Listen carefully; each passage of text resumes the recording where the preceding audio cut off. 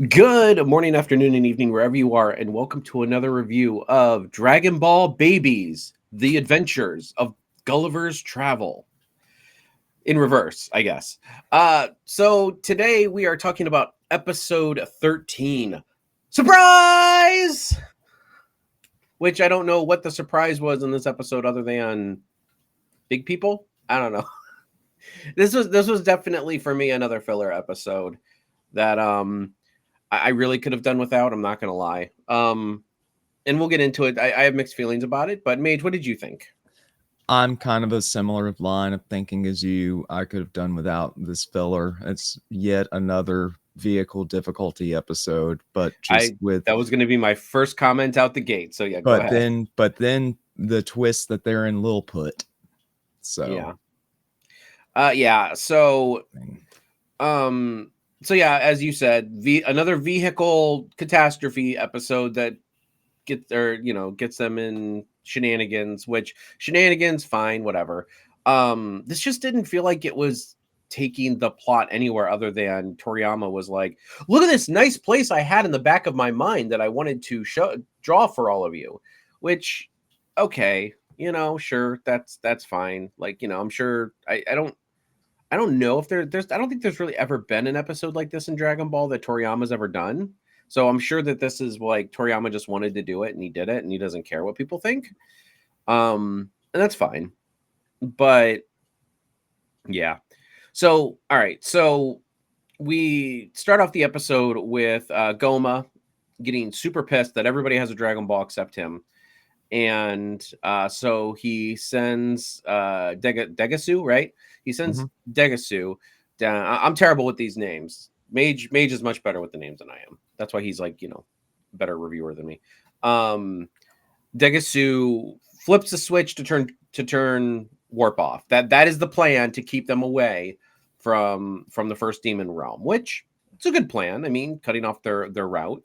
I believe that there was earlier mention of other ways between the demon realms. So we know that there's more avenues to get to other demon realms, but the main route between demon realms has been shut down. And Degasu was very nervous about shutting warp down for some reason. Did you catch a reason why that was? Because he was super. He's like, why do I have to do this and blah blah blah and like, is he just afraid of work, or is he like good management material, or is the like was he afraid there was like some kind of electric shock? To me, it just felt like he was afraid of upsetting the natural order of things, and shutting down Warp Sama is just gonna throw a wrench into the way the whole demon realm works. Yeah, okay. I just thought he was really worried for no reason at all. Like, I don't know. I had to read into it. There's nothing presented there. Yeah. So again, maybe just a manufactured tension, maybe. Maybe. So Warp Sama is down and out. We do not have warp anymore. And of course, our crew crashes on a planet, and so they got to repair the ship again. Well, not this ship. I think this is a new ship. But this is like the 12th time they've had to like repair a ship or something like that. Repair or find a ship. So we get out on the planet, like it's like the forest moon of Endor, and we find out that it is megalith or something like that. I think is what it's called. Um, I don't know, it's a big planet. Like they say, all the people on the planet are giants. Um, yeah. So I don't know. What do you think about? What do you think about the presentation of this new world in the demon realm that we are in? I think is illustrated beautifully. It's but it's an old concept. It's new to the Dragon universe for sure, but Yeah. I just don't know how much impact something from the 19th century as a concept has today in the 21st. Yeah. So, I mean, of course, as what's his name? Oh crap! No, I just lost the name of the old Namekian. You talked me up, and I can't remember his name right now either. Okay. Well, anyway, the old Namekian, he so he's explaining to them what the planet is. It's the planet of megas. Like they're just big beans and everything like that. So Bulma and Pansy get working on the ship, and everyone else is kind of exploring. So we get to kind of get all the visuals, absorb, oh, what a pretty place, blah blah blah, before all and again, this show with the visuals is just amazing. You know what I mean? Like they really out. This is not Dragon Ball Super levels of animation. Well, bad Dragon Ball Super levels of animation, like it was in some points. Like every episode is on point when it comes to animation. They don't have different teams on this. They don't have, it is cooking. Oh yeah, the consistency has been impressive. Mm-hmm.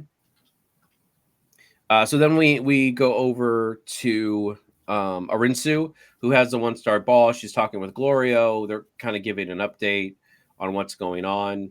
And plot thickens a little bit, I guess. Not much, but I'm sure Arinsu's going to have something to do with getting them to she wants those other 2 Dragon Balls, so she's going to get them there, whether it's through warp or whether it's through the other means.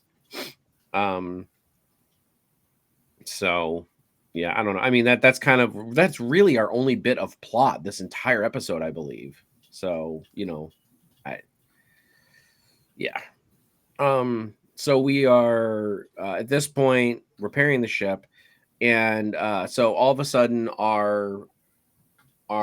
we get a lore dump, which is about the thing that actually Bulma could not figure out on Earth when she was repairing the other ship, and it's about this this magite, like it's magite, like I almost want to say magicite, but I know that's wrong. Final Fantasy VI fans out there, but like there's this magite that is obviously something that is not on Earth, but it is actually very predominant in the demon realm, but regulated by Demon King Goma, which is why it's kind of rare, because he's not letting many people have it. So anyway, we get another lore dump about why ships in the demon realm can fly so fast and blah blah blah. I don't know. What do you think about the lore dump? I mean, again, it was just another lore dump. It's another lore dump.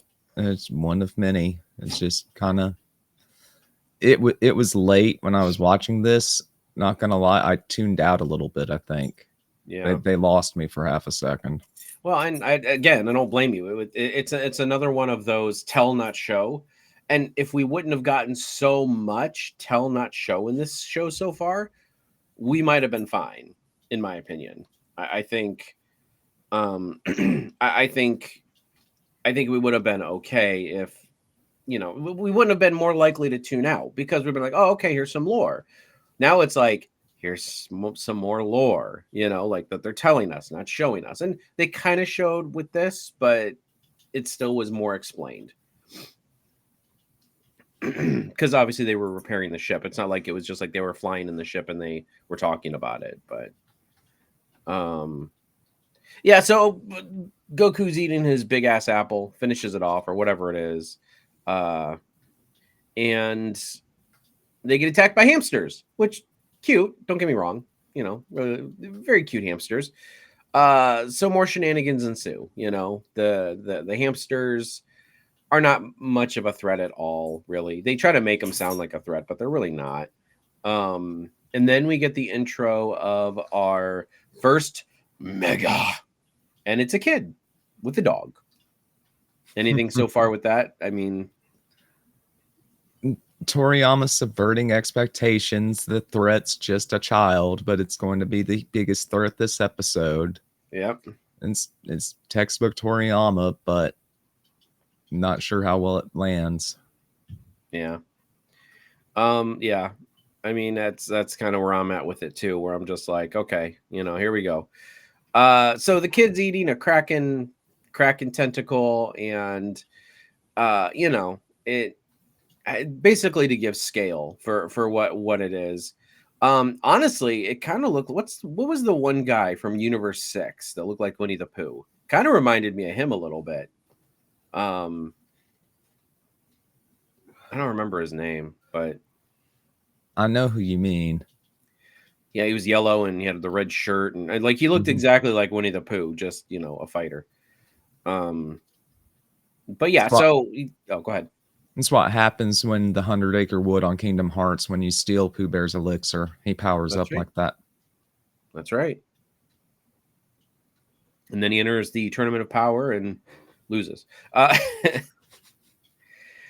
Yeah, so we have that, and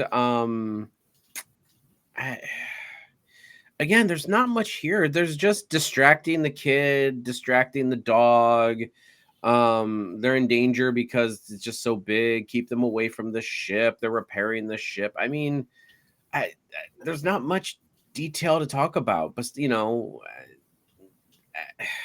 this is kind of where they lost me, when I'm like, okay, like the character, the guy's big, and like his dog is a pain in the ass. Like that's all I got at that point. So I don't know, any thoughts on that with the dog? And I don't know. I mean, Toriyama really loved drawing the dog's butthole for some reason, I noticed, but he loved drawing the dog's butthole as much as dogs love other dogs' buttholes. Yeah. Like every scene that butthole could be in, man, it was in. Like I'm like sitting there going, that's like the 4th time I've seen this butthole. That's how our audience must feel. Yep. Here we are again. Anyway, I don't know. I mean, so yeah. So anyway, I don't want to linger on this but it's just, yeah. It's, any other thoughts on the shenanigans? I mean, it's just typical shenanigans. Like, they do have to power up the Super Saiyan, to kind of distract them a little bit. And, Goku and Vegeta are just all, surprised at how powerful they are. And I don't know. I have mixed feelings. Like, they're powerful. They could have, if it wasn't a kid's show, they easily could have just ended them, but it's a kid's show. So they've got to make it. But it never feels like a credible threat to people with the power levels of Vegeta and Goku. It's more of a nuisance. And I agree with you, but I also feel like, it's not just a kid's show. I mean, the Z Fighters know that these guys are not like trying to, like they're just existing, they're not like, at one point Vegeta like uppercuts the dog and I just busted out laughing, like, because I'm like, that's Vegeta. Like, he, honest and truly, like, Vegeta's just like, yeah, Vegeta's just like, I'm just gonna uppercut him. I'm not gonna kill him, but I'm gonna uppercut him. Like, he's gonna know that I'm here. So 100% Jeets. Yeah, it is a very 100% Jeets moment. I loved it. But still, I mean, Vegeta knew he obviously wasn't killing the dog. So that's what I mean. Like, the Z Fighters are just like, they're like, distract and get away. So yeah, our heroes get away, and they get the ship fixed and they get away. I don't know. Do you want to add anything else to this? I'm kind of struggling here with this part where this is all it is: shenanigans and distraction. That's all it felt like to me, was trying to distract me from the fact that they didn't advance the plot much this episode. There was no real peril there. I wasn't even worried about the ship. I knew they would keep the things from destroying the ship. It's just... Oh, go ahead. I'm just getting filler exhaustion, I think. Yeah, I mean, like that's my thing, is like, I feel like that this show needs to ramp up a bit, because we just came off of 2 really good episodes. You know what I mean? Like, and now, like with Dragon Ball, it's like, yeah, you have some filler, like in the beginning, like you have some filler and you have and stuff like that to pass some time, but it felt like there was legit no point to this other than Toriyama wanted to draw giants. That's it.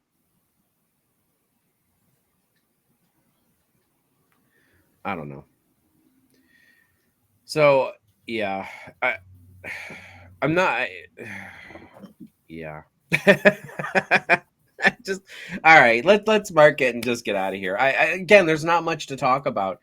I'll go first. I'm gonna give this a 5. Like I'm gonna give it the benefit of the doubt that it was a beautiful episode. It expanded the lore of the demon realm.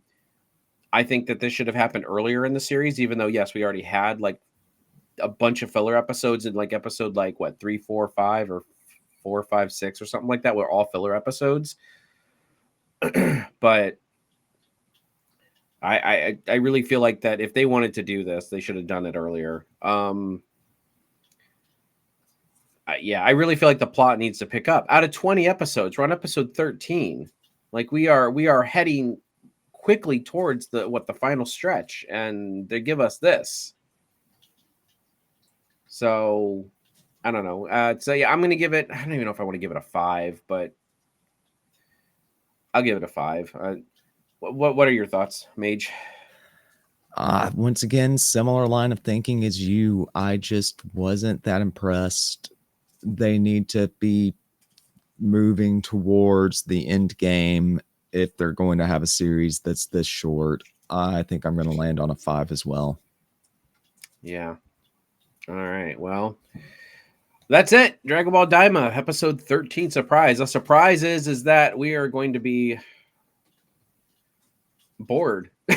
Like that's the surprise. After the past 2 episodes, I am very surprised that I am bored in this episode. Some people will love it, and if you like this episode because of the shenanigans and because of the Toriyama isms and because I'm very happy for you that you enjoyed this episode. I'm not saying that you shouldn't enjoy this episode. I am just saying that for me personally, and obviously May just said for him personally, that we were kind of hoping for the plot to keep moving forward. We are kind of getting towards the end game now. So we really did not need an episode like this.